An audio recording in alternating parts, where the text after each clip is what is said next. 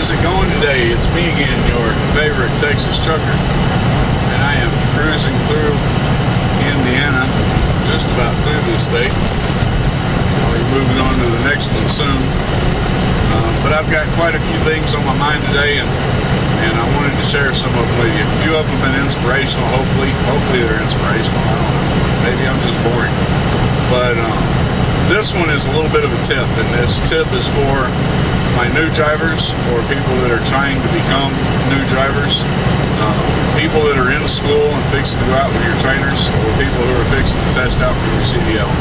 Alright, that's kind of the people that I'm targeting in this video right here. So if you're not in that category, this may not be something that you're interested in. If you're a trainer, this may be something you want your student to see.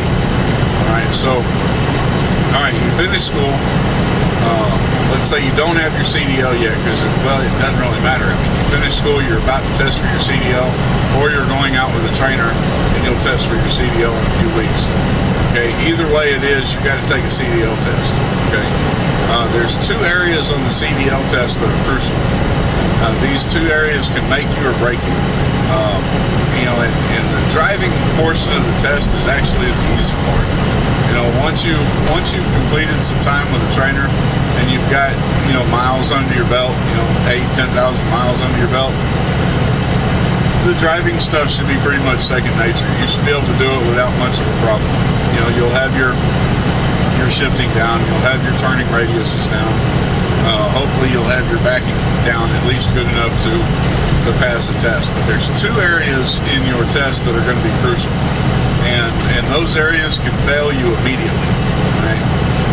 Which means that if you fail those two areas of the test, you never make it to the driving portion of the test. Okay, both of them are dealing with the same thing, and that's pre-trip. There's two functions or two sections of your pre-trip. The first is outside the truck, the second is inside the truck. Those are the areas of pre-trip, and if you fail either part of that, you're done.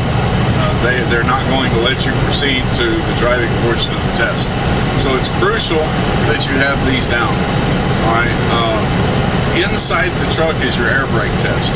Alright, that's where you're doing your air brakes, and it's really crucial that you get that down, that you practice it, and that you understand it. Because not only do you have to perform the air brake test, but you have to talk your way through the air brake test. You have to explain to the instructor what you're doing, why you're doing it, what you're checking, and why you're checking it. Alright? And so that includes holding your brake pedal down and timing for air loss. That includes pumping your brake pedal to make sure that your warning lights come on. That includes airing your tanks back up to making sure that the warning lights shut back off, and that your air tank is working, and that it cuts back off onto when it gets to the proper pressure, that it cuts back off again. Okay, it includes your air horn. It includes the horn, the regular horn. It includes the trolley brake test with the trailer.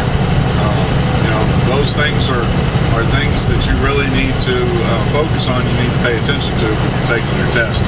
Practice those things over and over and over and over and over again.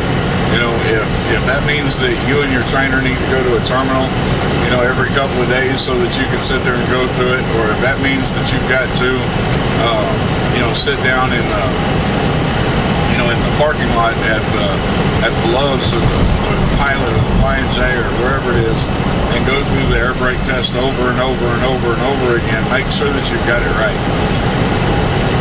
Have your trainer sit over the top of you and make sure that you're doing everything right. Don't tell him not to say anything until you're done. When he's done, have him explain to you what you did wrong. Sorry, I gotta catch in my throat here. I may have to get a drink of water. Alright, so that's really crucial. Outside of the truck, you've got all of your various checks that you've got to do, and there's I wish I knew it, and I'll try to search it out again. Back when I was first going to school, I searched YouTube out, and I tried to find on YouTube information about your pre-trip inspection. And there's one guy, he's in Georgia, if I'm not mistaken, who does this video, and it's a fairly long video. It runs about an hour long. But he goes through step by step by step and explains every aspect of the pre-trip inspection. Go through and find those videos and study them, watch them over and over and over and over again, and look at what he's saying, look at what he's showing you, look at the parts. When you get into school, you're gonna practice pre-trip. When you get into school, then you need to go through that stuff. And you need to go through it thoroughly. And you really need to make sure that you've got it down, because when you're being tested by the CDL tester, they're not going to say nothing. They're going to, usually they won't say nothing. They may ask you a question here or there. It's not a good thing if they ask you a question. But, they may not say anything, and they're going to wait until you get all the way through the whole test. But what they're going to be doing is they're going to be marking. Either they're going to be marking that you're approved or that you missed something. They're going to be taking points off. If you lose too many points off of that test, then you failed the test. You're not going any further. They'll just say, okay, hold on, test is over. Test is over. Come back tomorrow. You failed. All right. So make sure you get it down. You're going to be nervous when you get out here and and you start taking your test. You're going to be nervous. It's all right to be nervous. It's normal to be nervous, but don't let your nerves shake you so much that you fail the test and you forget something. Take a deep breath. Focus on what you're doing. Before the instructor and you go over everything, just do a walk around and just look. Mentally go through everything that you need to check, everything that you're supposed to be looking for. When you get in to do the air brake test, you get in and you look at it. All right, mentally go over all the steps. You've done it over and over and over and over again. It should be second nature to you. You should be able to just go in and do it without thinking about it. But think about it. Give it a little bit of time. All right, that way when the test actually starts, you don't mess up. It's okay to be nervous, man, but you've got this. You know what I'm saying? You've got it. You've done it over and over and over again. You've got it. The pre-trip inspection, including air brakes, is crucial to you getting your CDL. It's the single most important aspect of getting your CDL. They can take a point or two off from your driving, and you're going to be just fine. You know what I'm saying? If you clip a white line on the right-hand side of the truck, they're going to take a couple points off, but you're not going to fail the test. You fail that pre-trip and you're done. All right, you're going to have to reschedule and come back the next day or whenever they can get you back.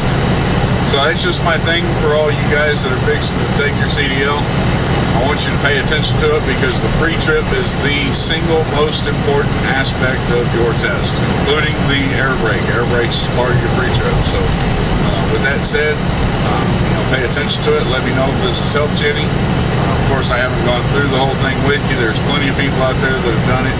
Maybe I'll do one later, but for right now, you know where to look. The information's on YouTube. I'm just telling you what to pay attention to. All right, guys, y'all take care. Peace out.